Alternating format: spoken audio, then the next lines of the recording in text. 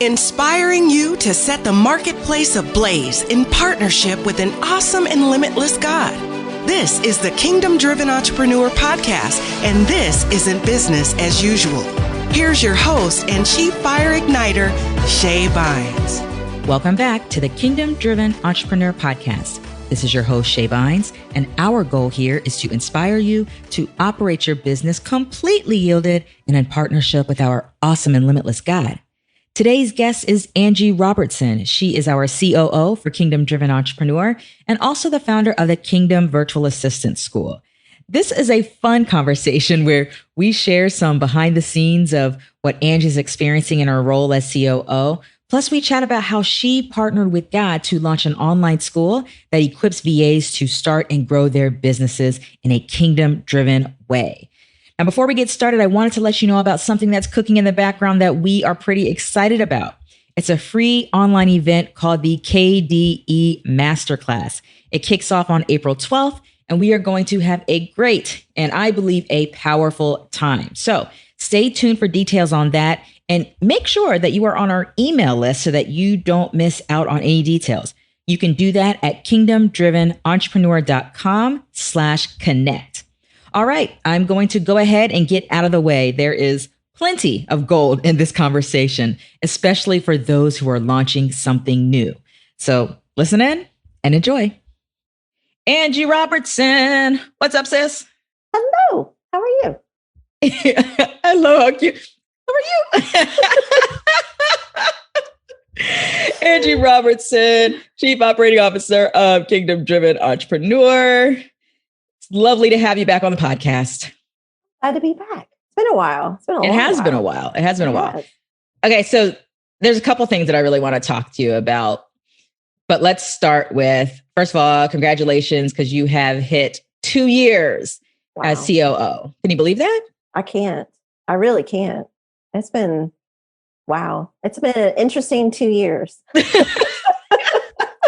I mean, not just in business, but also personal life. The last two, between COVID and all the other things, it's been an interesting 2 years. But yeah. Awesome. A supernatural growth spurt of 2 years, that's for sure. A supernatural growth spurt. Yes. Okay. Now, I can't leave that by itself. Talk to me about that. What are some of the things that were really key for you that would make you say something like, I had a supernatural growth spurt in the last 2 years? 2 years ago, in January of that year, you invited me to be COO of KDE, and I accepted with glee and joy the role. We had already kind of talked about moving into that role up to that point. God had accelerated the timeline for it to happen, because we were expecting to do it later in that year. 2 or 3 years down the road. Yeah, 2 or 3. Yeah. And so the timeline got accelerated. And so that happened. Then about 2 or 3 months later, my husband got diagnosed with cancer. And so then there was that whole journey. And then we get through that, and then there's COVID. It's and then throughout all of this, though, God has been teaching me, and it's been a rapid succession of teaching. And I don't know if it's maybe so much rapid succession of teaching. It's just that in all of these instances where, because I've never been a COO before, I've been CEO of my company, but I've never been in the role of COO. I've never had to deal with somebody I love dealing with an illness like that. And then we've all never experienced something like COVID. So in all those incidences, having to really rely and trust on what God is doing, and just being open to, okay, Lord, I'm just going to take it step by step with you. And I think because of being in that place of I've never dealt with any of this, I really have, I literally can't do anything with this without you. It just, because I had that heart posture, God was able to kind of move quicker through those things. He was able to I was able to move quicker because of that, with him. Yeah. The walk of faith. So when I talk about going from one level of glory to the next, basically you experience 3 new levels of glory in the midst of the last 2 years. I mean, it has been, wow. Yeah. it's been a journey for sure. What has been on the COO role? I'm curious, what has been the biggest stretch of the last year for you? Stepping into the role of COO and leaving behind what I've thought or the way that I think, or moving into another level of authority. That's been huge. I mean, it took me, how long did it take me? A good 1 year. 1 year to get into that role, like to really step into this role and say, wait a minute, I'm COO, and it's okay for me to speak up and say things and be led by the Holy Spirit and express that and say this or that, and whereas before I was in my current, like in my business, it's always been, please the client, and what's the client want? How do I, how can I help the client? How can I support the client? And this role has been the opposite of, okay, leaning and, okay, God, what do you want to do next? And stepping into that and taking steps of faith and stretching and all those different things. Yeah, you started making decisions that you didn't even discuss with me. Yeah, I took care of it, Shay. I love it. And then now we've had the leadership transition. Mm-hmm. So Phil took over as CEO in November of last year. And so then there's this getting used to a new rhythm with a different leadership, because you guys have a different flow than, you and I had. So what has it been like for you in that transition? Has that been pretty grace-filled and smooth, or has there been some internal stuff you've had to work through? There's been some internal stuff. And one of them I told you, whenever you told me that you were stepping down and Phil was going to take that position, I felt some kind of way personally.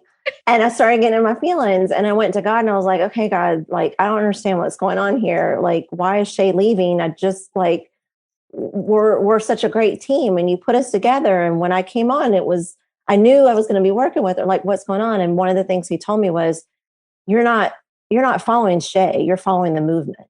And so I had to, I had to say, okay, then I need to remind myself of that daily, that I'm following the movement. It's not about Shay Bynes, it's about the movement of what God's doing. And so it's definitely been a transition, because Phil is definitely different. He's different personality wise. He's much more, he said, he goes, I'm going to be one of the easiest CEOs you've ever, calmest, laid back, and he's very different from you, and not in the bad way. It's just, it's different. It's just the season of KDE right now. Right. And so, so it's been like a shift of that, of like, oh, I got to shift and still remind myself, okay, there's things that I need to do operationally, and things that need to go, and just a change. So I'll get my groove, I'm sure, as we go through it. I think that's the case for everybody, including Phil, right? It's just to take some time to get into the groove. And then I'm still here. Like, I haven't gone anywhere. Look, we're having this conversation right now. Exactly. You've been around, and you're in the advisor role, and so I've been getting your advice.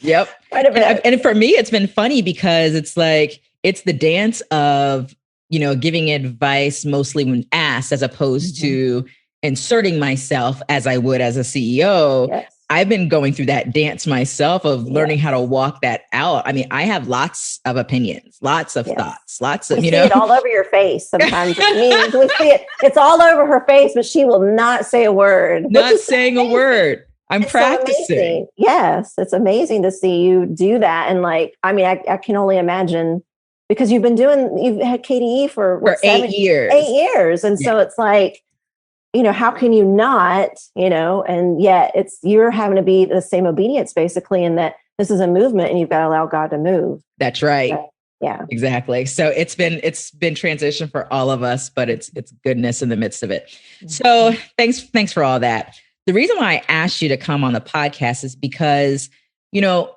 last time that you were on, we spent a couple minutes talking about something that the Lord had put on your heart to do, which was kind of to take what you've been learning, applying, and experiencing over the years, since being introduced to KDE in your virtual assistance business, But then what he put on your heart to do was to train, equip, and bring other people up into being kingdom virtual assistants. Last we spoke about it, mostly it was just like the God idea that you had committed to. Mm-hmm. Now, fast forward, you have actually gone through the development, the dreaming with God, the execution, the actual, I don't know what you call it, certifying people, but graduating people and all of that. And so I wanted to do kind of an update episode of what this is like. Now, I want to preface this with this. The reason why I think this is super important is because I believe that there are many, many people, not everybody, but there's many, many people who God's going to call to take the thing that you have experienced within your own business to grow as a kingdom-focused, kingdom-driven, kingdom-centered X, Y, or Z, whatever it is that you do, and to be an equipper of other people, right? To raise up other people, because we're talking about shifting industry, right? Yes. So I want to talk to you about what this has been like, because first of all, I want to start at the beginning of when this kind of idea came to you. Were you readily embracing this? Like, wow, this sounds amazing. I feel very much equipped to do this. Let's go. Or something else?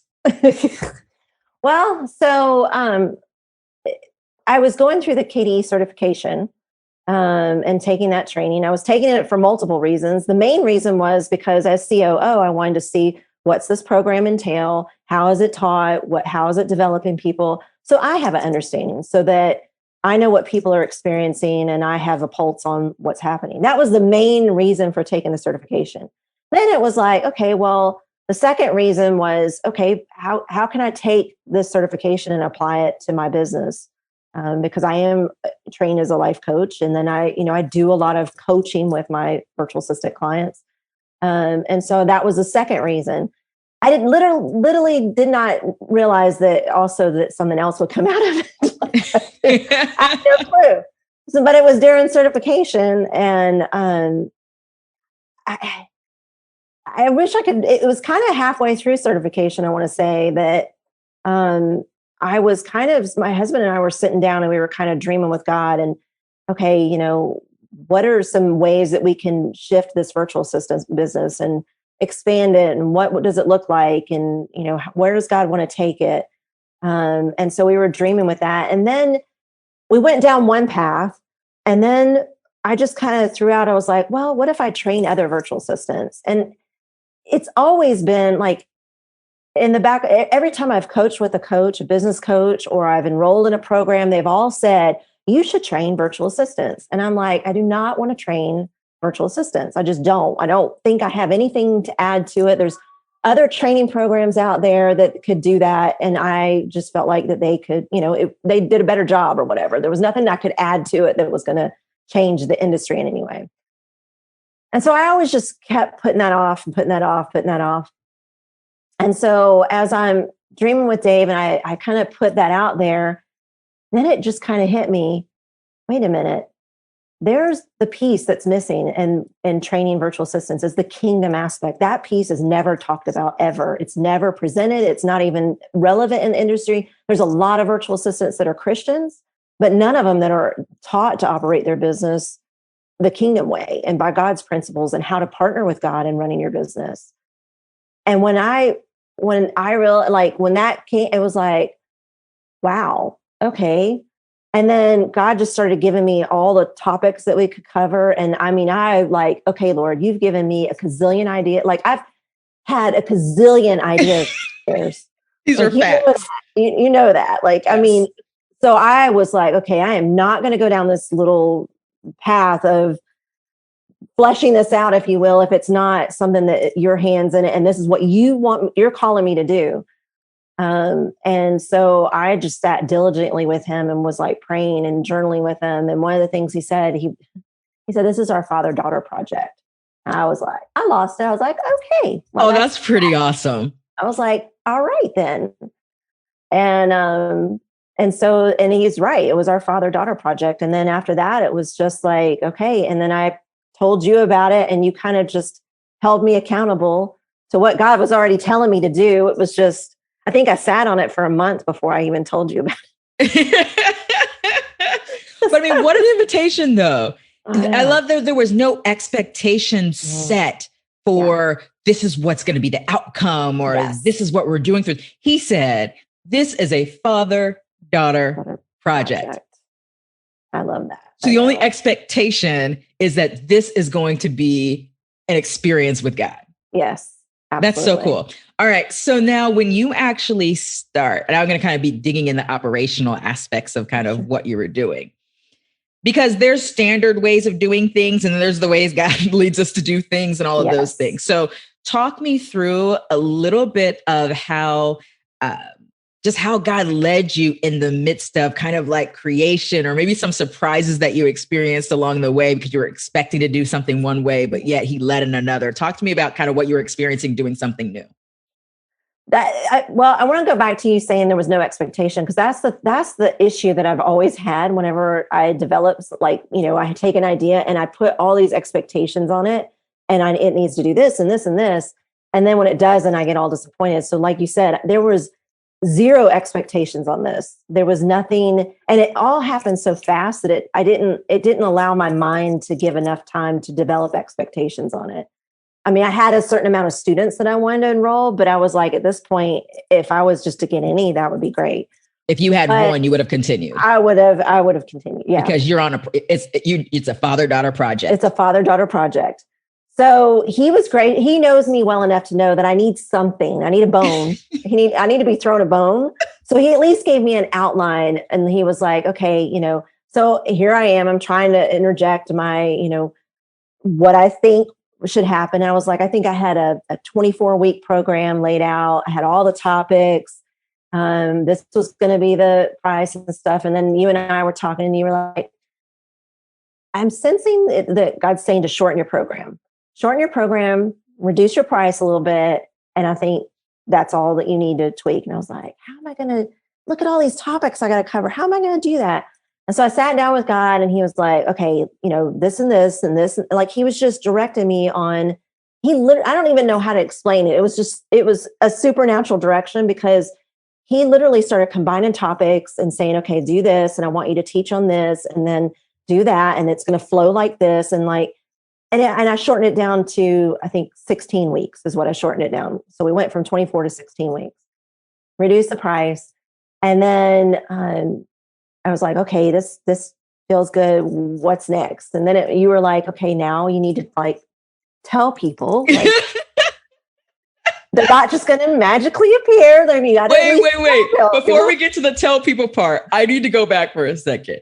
You essentially experience just like a flow of divine wisdom. This is what happened. Like, you're in the midst of trying to plan something, and it's just coming. It just comes together. It's like you have tapped into the mind of Christ concerning the thing. Yes, absolutely. Which is goodness. This is what it's like to partner with absolutely God. You started with, these are my ideas and these are my thoughts. And then you were like, okay, cool. But he refined it, and he perfected it in the midst of what you were doing. And my question to him was always, what do you want to teach them? What do they need to know from you? What do you want to teach them? Yes, that was always my question to him. What do you want? Because this is our project together, but this is your teaching. Like, this is all going to come from you, because this is, first of all, I've never taught any of this material, like the kingdom part. I've never taught any of it. When it came to the VA stuff, I could do that second nature. Yes. But that part, I had no clue what I was going to teach. I've never taught that. So I really need to rely on you. And that's where he wanted me to start. That first half of the program was all about dependency on God and kingdom, and what does that look like in kingdom principles, and God is our source, and all those things, and how to partner with him in your business and work with your clients and all those things. Yes. This goes back to the idea of asking God, what is on your heart concerning these people, this project that you and I are working on? Yes. Absolutely. So good. Okay. So now you were talking about telling the people. So telling the people that this thing exists. People. I know. Yeah. Well, I didn't have many people. Like, all I had was social media. I didn't even have a website. So I was like, okay, well, I guess the first thing is I need to have a web page at least where people can go and fill out an application, and, so I can interview them. Because I knew that process. It was, they apply, I interview them. And then, if if the interview goes well and their application's good, then I invite them to enroll, and then they can enroll. So I knew that process. So I started to lay out the webpage. So the first thing I did was did a Google Doc and wrote out my, like, this story. I sent it to you and you're like, yeah, that's pretty long. I was like, yeah, it is kind of long, isn't it? And I'm like, I was so stressed out over this webpage. And I'm like, Lord, I need help because I don't know I've never done this. I don't know what to say. Like, because before this, so let me back up and say my virtual assistant business is built 100% on referral. 100%. Right. You were not marketing. I do no marketing. I do no marketing for it. I have no website for it. It is 100% referral. It has been that way for a decade or more right now. So now I'm having to shift gears, and I've got this new thing that nobody has a clue about. And I have I have a little bit of presence. I haven't even been on social media up to this point. Like, that's right. I mean, I've been like MIA on social media. I think the last thing I posted was like about David and his cancer thing. And I'm going to jump into something. It just felt disconnected to me, but I just went with it. So I was praying. I was like, Lord, I need help with this webpage. Well, several months ago, when we were in certification, you recommended the book, Building a Story Brand by Donald Miller. And I was like, okay, I'm going to go to the library and see if they have that book. Well, they had it, but it was on back order, so I couldn't check it out. So I put myself on the waiting list for that book. So here I am, I'm praying and asking God and like, okay, what do I do? And all of a sudden I get a notification that book's ready and available and it was early. It was because I wasn't supposed to get it until like later that year. And the book was available for me to check out. And God's like, I want you to take that book and I want you to read it. And I'm going to tell you what you need to pull out of that book. And I was like, okay, that is the fastest I've ever read a book in my entire life. I have never read a book that fast. And he was like, I want you to use this. I want you to use that. And I want you to use this. And I put together that webpage in like 24 hours, and it was to the point, succinct. And I know it worked because every single girl that applied, every single one of them were exact match, like the ideal, like poster child of what I would want for a student in the program.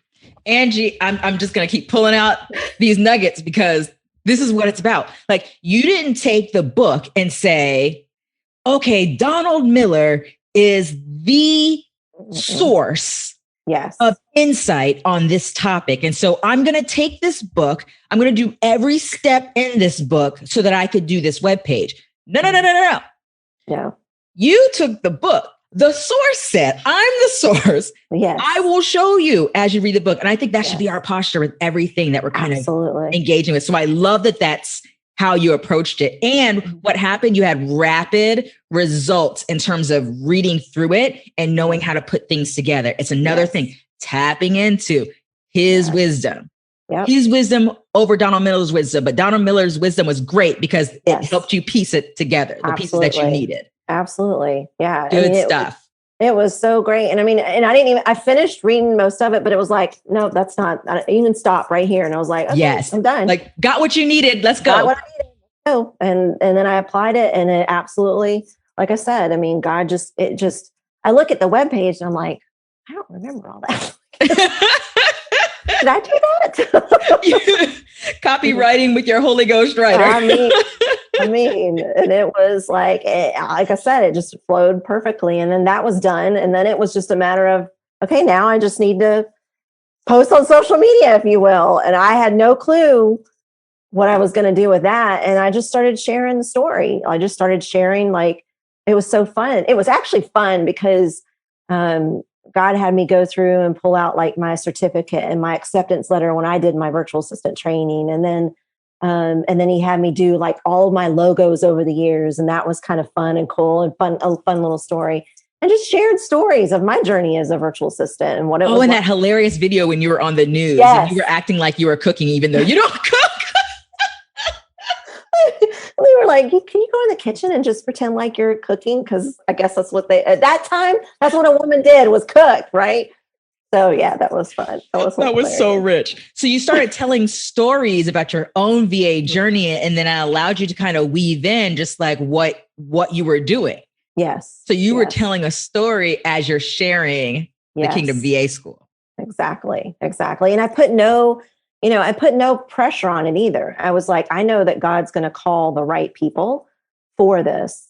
And he absolutely did. I mean, he absolutely called the exact right people. And it's exciting too, because those people are there because God brought them. Like, yes, there's no way that I didn't do any kind of manipulative marketing. I didn't do any kind of trickery. I didn't do any bait and switch. I didn't play on anybody's pain. I didn't promise them 6 figures or 7 figures or anything. I just literally shared how God can use you in this role. And I know, in KDE, one of our goals is we want people to go out and change their industries. And I knew this is what God wanted me to do, is change this virtual assistant industry for him, because this is a super powerful role a virtual assistant can play in a business owner. I mean, I see it now. I didn't see it before. I didn't realize it before, how much God uses me in my role with my clients. But man, I mean, that's a virtual assistants, or you get a kingdom virtual assistant, especially. That's a powerful tapped in. That's a resource that you need to tap into for yes. Sure. So good. Okay. So now how many people ended up joining the program first time around? I had 6 girls join. Okay. I call them my girls. You call them your girls. Women, but you had 6 grown women. I had 6 grown women. But you endearingly call your girls. I call them my girls, and they know I call them my girls. Now I'm curious. Okay, so the other thing to make clear is it's not like Angee had a structure, but you did not like go and create a whole bunch of like stuff. You pre-sold it, sharing the information that you were going to be doing. That's like bonus tip for somebody who needed to hear that, because people will spend hours and hours and tons of money to develop something to then not know whether people are going to sign up or not. Which was wisdom from you, because you said, and which I've done in the past, I've gone and built the whole course out and then turn around and try to sell it, and then crickets. And you were like, just go ahead and release it and then build it as you go. And that was priceless. Lean startup mode. Yes. Okay. So now as you're walking this thing out with them, tell me a little bit about how God led you, what you experienced or breakthroughs that people experienced. Tell me some of the goodness that happened in the midst of actually implementation of Kingdom VA School. Sure. So first off, the lessons were starting out was like hard, because I think I was blocking it a little bit because I had never taught this. So I was scared. I was like, where am I going to get this information? So I overthought it. I really overthought it way too much. And finally I was like, okay, Lord, I just need to sit down with you and just like, let's hash this out and get it out. And then once he started, and the funny thing is, I wrote a book, and God helped me write that whole book. And why I couldn't trust him to write the course, I don't know, but I just fell into that trap, if you will. So I went to sit down and do the first lesson, and then it just started flowing. And it was like, I couldn't believe the thing. I was learning things. Not only was I creating a content for the girls, I was also being reminded or taught something. So it was a dual thing, not only it was amazing. And even though he gave me that outline and we tweaked the outline together, he still rewrote the whole outline. Like, it's still, I put the outline in the course content, gave it to the girls. And then by the 3rd week, I think it was totally turned upside down. And I was like, what's in there is not what we're going to go through. So don't even pay attention to it. It's going to completely change. That is hilarious. And I allowed myself to stay in that, because I'm building it as we're going. I allowed myself to stay in that flow with him, and whatever he felt needed to be taught at that moment. And I mean, literally sometimes it was the week of, like, I was writing the course content the week of. Yeah. I just stayed in the flow and just asked him, what do you want to teach them? What is it that you're wanting them to get? And one thing that I did ask him for was, how does this connect? Like, how do each of these pieces play on each other and build? Because I felt like that was something that was important, that every lesson needed to build upon itself. And so, we started with the first lesson. We talked about, what a virtual assistant is, what a kingdom virtual assistant is, and just kind of going through and setting that foundation. And then for the next several weeks, it was building on that foundation of kingdom. And by the time we got to the work of like the actual virtual assistant, like how do you obtain clients and those things, they were all like, I'm so glad you gave us that foundation. Now we Yes. understand the importance of it, why we needed that. And just to watch them, it's like, man, I wish I would have had that when I started my VA business, like Yes. that piece alone, and to watch them walk in a confidence that, like, when they graduated, they all had a confidence that they could go out and do it. Now, some Yes. of them were still a little timid in walking in that confidence, but it's there. And I just had to kind of give them a little nudge. So, a little boost. A little boost out of the nest, you know. Now, was this a combination of people who had not launched their VA business and people who already had an established business that they were growing? Did you had kind of a mix of both? All of them, except with the exception of one person, all of them, they were all new. They still had a full-time job and they were starting their practice.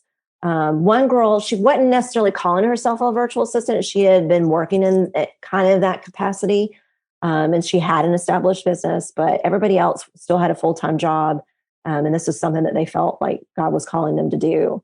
Oh, that's fun. Yeah. I always think it's exciting when somebody is on the front end of something and they come in with the mindset of, I'm doing this with a kingdom lens. I'm doing this with God. Like that's, yes. It doesn't get any better than I wish that I'd started business that way. I mean, I'm telling you, it's like, it's a game changer. I mean, it really is. And I think the piece the pieces that separate out when you're operating in kingdom, I mean, obviously there's a lot, but some of it is the competition, because God is your source. You don't have to worry about competition. Yeah. You don't have to worry about comparing yourself, because God's going to give you, one of the things that we talked about was skills and gifts and talents, the difference between those, how you operate and what God's given you makes you unique, and the way that you present your business and the way that you show up as a virtual assistant is going to be completely different than your somebody that you're taking a class with, you know? Right. And stepping into that and owning that and allowing God to use that. Those are the differences that you just don't get taught in business realm, you know? I mean, I was taught a little bit about that. There was no competition in the VA world, but I think understanding why and how God is your source, like, He's the one that's going to bring the clients, and also reminding them, because another piece as a virtual assistant that you can fall into is people pleasing. Yeah. And really understanding that you're doing the work unto the Lord. Like you're doing work for Him.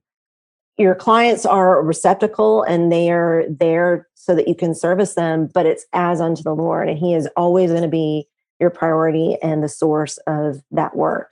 And reminding yourself of that, because you can very easily, which, you know, some of the girls, you know, they were concerned about that. Like, how do I make the client happy? But once we made that shift, they realized, oh, I'm doing this work as unto the Lord. And they were really able to grab a hold of that. And make sure that they stayed true to what God was calling them to do. That's so cool. So now, just out of curiosity, so after they graduate, like, what happens? I remember you mentioning to me that there was a couple of them that already had clients and all that stuff. Are you like kind of pairing people or referring people, or how does that work? Yeah. So once they've graduated, so I try to, you know, if they're ready, this was something new that we did. It wasn't something that we planned, but there was several of them that were showing that they were ready for clients. And I was starting to get bombarded with people asking, hey, I want to hire one of your kingdom. Right. I want a kingdom. I want a kingdom. And I started a waiting list, and then it got to the point where I just couldn't wait any longer. And I think by the end of last year, I was like, okay, who's ready for clients? Because I got clients waiting. And several of them, you know, stood up and said, I'm ready. And so I got several of them, several clients before they even graduated. And then once they've graduated, then there's an opportunity for them to become a part of an alumni community. Yeah. And it's just a minimal fee just to keep them engaged. Yeah. To also keep them in tune with, you know, kingdom. I teach them once a month. We have a community together. They still get access to anybody that contacts me wanting to look for a VA. I send that out to these ladies that are in the alumni. And so that way that I'm still able to keep them encouraged. And I have one of the alumni, one of her clients is wanting her to use a software she's never used before. Well, I have tons of experience in that. So I'm able to help her. And you've got the collective resources and wisdom found in community. Exactly. And that's they're really able good. To support each other. Yeah. Yeah. So now I'm curious, and thanks for sharing all of this. I'm curious, after you've done this, the first round. Or is there anything that was like a major lesson learned for you, or something that God has really placed in your heart as a significant shift as you're about to go and do this again, or anything like that? What's kind of some takeaways for you? Well, one of the students got mad at me during the course. And I was so excited by the fact that I didn't like get upset over that, because I was like, I could tell she was agitated. And I was like, this is great, because she needed to be agitated, right? And I was very excited that God gave me that strength to continue to agitate her.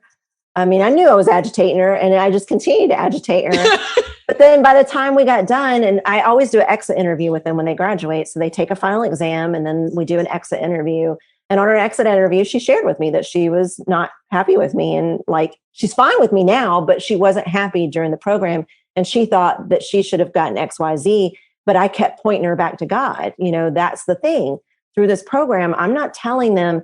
That was the piece that was really important to God, was I'm not telling them. I could share my experience with them, and I could tell them certain things, but ultimately I always had to drive them back to listening, because it's so important, because that's something that they're going to use with their clients. They need to be able to hear the Holy Spirit. They have to be able to hear the Holy Spirit. In other words, you're not handing them a blueprint. No, I was not. And that's what she wanted. She wanted a blueprint, and I wasn't giving it to her, and she was frustrated by it.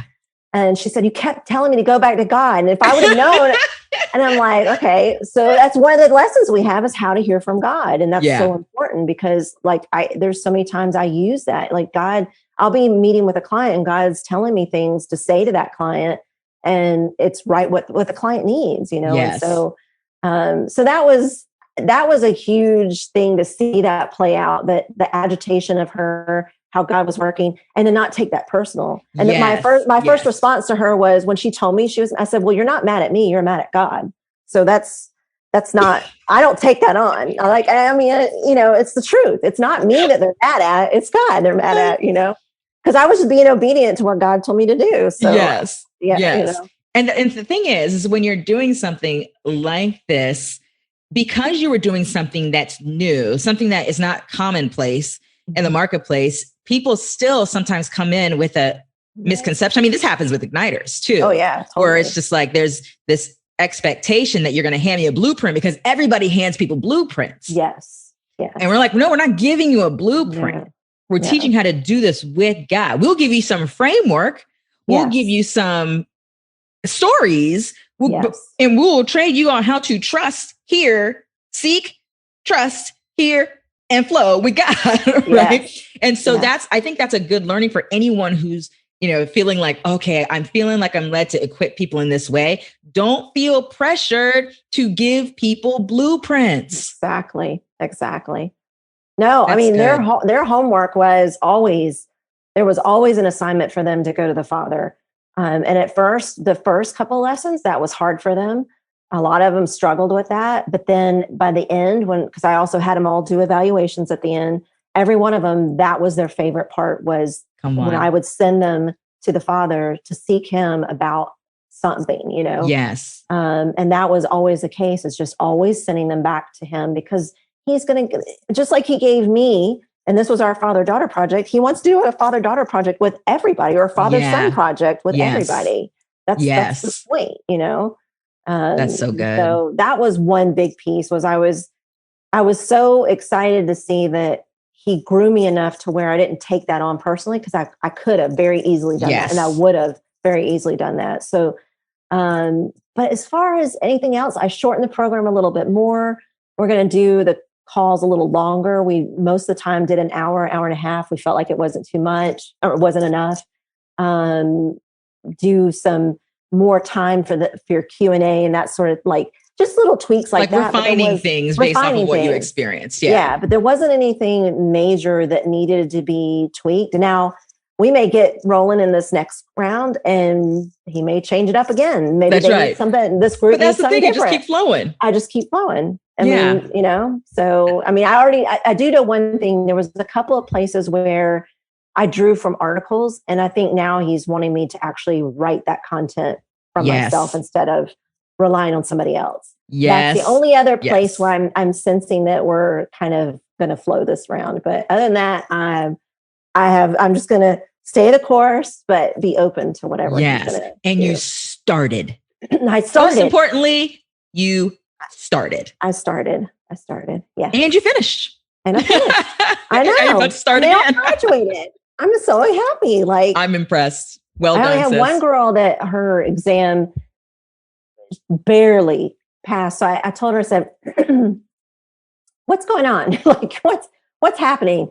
And she was telling me her computer had crashed. She was without it. She had gotten it back. And then she did the exam. And I was like, okay, you're going to retake the exam again. And I let her retake the whole exam again. And then she passed with flying colors. So, but other than that, everybody else like just nailed it. It was great. That was, I will share this real quick. So I've never done a final exam. I mean, I personally don't like exams, but I have to say, I understand exams now. And it's not so much about trying to, judge you on how much it's to help you understand how far you've come from where you started. It's good. To help you reflect, to remind yourself of what you've learned, to challenge you, and to stretch you. And so God helped me lay out this exam, and I was cracking up because he was like giving me the questions. I'm like, oh, you're sneaky. He would like give me trick questions. Like, there was one question where it was like, list the one thing that, like da, da, da, da, da. And so I gave it was a multiple choice. And the key word was one.